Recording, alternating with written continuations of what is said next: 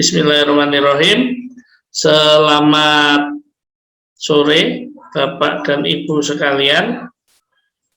Selamat datang di pelatihan mengenai drone yang diselenggarakan oleh Universitas Bangka Belitung.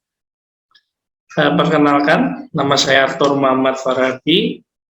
Kebetulan saat ini saya diminta atau ditugaskan untuk berbagi pengalaman saya tentang drone kepada Bapak Ibu peserta pelatihan semuanya. Izinkan saya untuk memulai memberikan sekilas gambaran mengenai apa itu drone, apa itu jenisnya, lalu apa saja sih komunitas atau organisasi yang menaungi tentang penerbang-penerbang drone yang ada di Indonesia. Baik, langsung saja Bapak Ibu, untuk slide pertama langsung kita jelaskan mengenai pengenalan jenis-jenis UAV atau drone untuk pemetaan.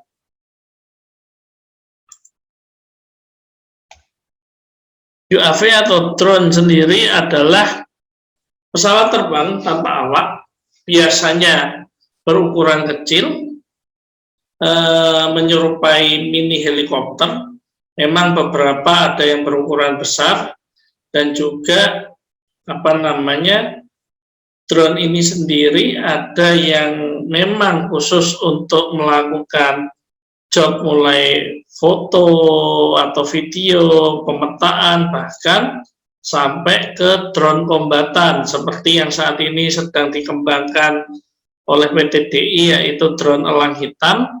Selain untuk surveillance atau survei, keamanan, menjaga perbatasan, dan sebagainya, drone juga berfungsi sebagai alat serang jika digunakan atau jika dilengkapi dengan senjata. Akan tetapi untuk saat ini drone itu sendiri lebih berfungsi sebagai surveillance atau alat untuk mengukur atau alat pengukuran kawasan ataupun pemantauan kawasan.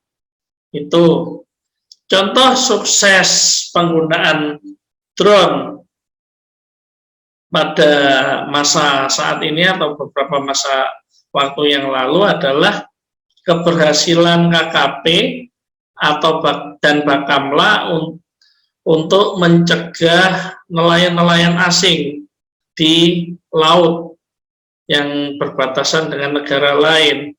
Itu surveinya menggunakan drone. Jadi kita dapat mengetahui apa saja kapal, jenis kapal maupun asal negara dari kapal tersebut dengan menerbangkan drone. Fungsi drone sendiri itu membuat kerja lebih efektif, lebih efisien, dan yang pasti lebih ekonomis. Dan drone ini juga dilengkapi dengan beberapa tools seperti GPS, inframerah, ataupun bagian-bagian lain yang itu menunjang kerja dari drone itu sesuai dengan fungsinya. Sejarah drone dimulai sekitar 1850, yaitu pada Perang Dunia Pertama. Saat itu bentuknya belum seperti drone yang seperti sekarang, melainkan dengan zeppelin atau balon udara. Itu dimulai dengan 200 balon, dan itu dilengkapi dengan bom untuk menyerang posisi musuh. Dari situlah drone dimulai. Itu sejarah mengenai drone. Seiring perkembangan waktu, drone juga konsepnya dikembangkan melalui radio, seperti yang digunakan oleh tentara Nazi Jerman yang dinamakan Goliath, di mana ada Goliath itu untuk menghancurkan tank musuh, itu menggunakan konsep drone atau radio kontrol, menggunakan alat sangat sederhana di mana pesawat itu berisikan bom lalu seperti semacam kamikaze, fungsinya untuk menghambat laju musuh.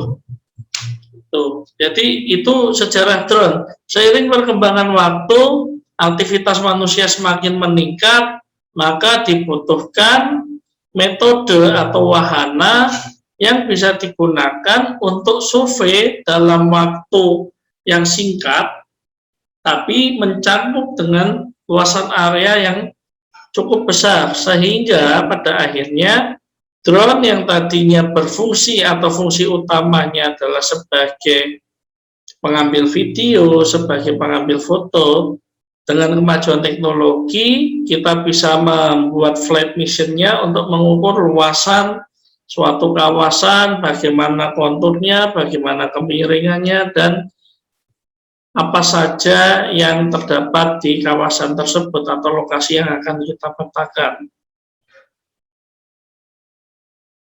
Lalu, apa saja jenis dan model drone itu sendiri? Ada yang pertama adalah drone jenis fixed wing.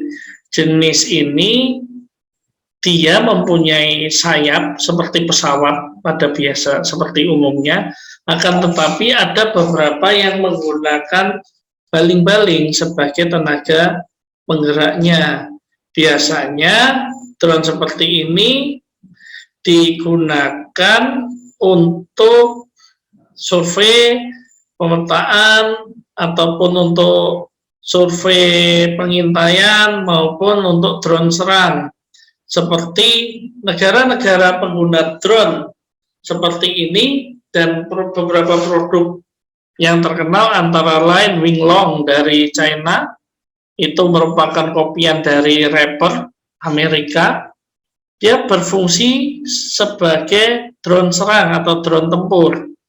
Akan tetapi ada juga drone yang digunakan oleh TNI kita sebagai survei atau pengawasan untuk laut terutama di kawasan ZEE, yaitu ada elang hitam dan juga ada drone untuk latihan tempur.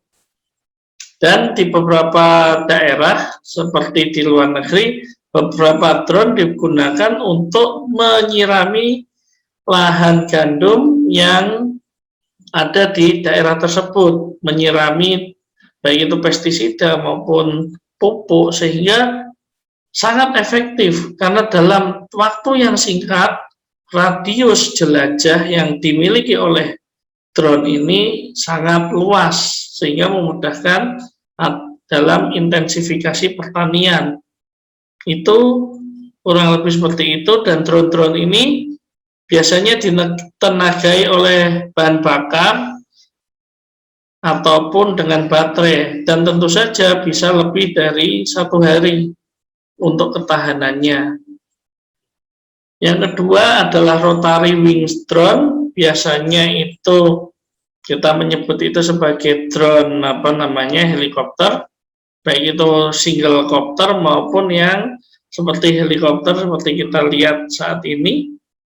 Kelebihannya memiliki kestabilan yang sangat rendah, karena dibanding drone yang tadi bentuk dia lebih pipih sehingga sangat rentan terhadap goncangan ataupun